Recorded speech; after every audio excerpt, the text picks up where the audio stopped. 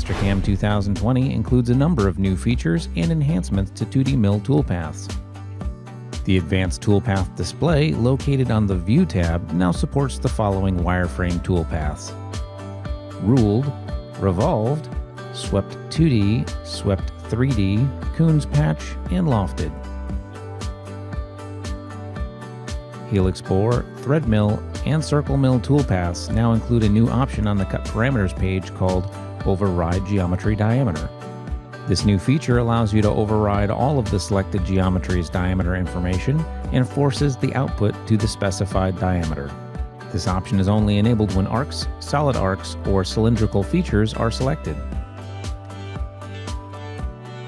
In previous versions of Mastercam, if you enabled spring passes on the multi-passes page and set an overlap on the lead in-out page, you would receive an error when attempting to generate the toolpath.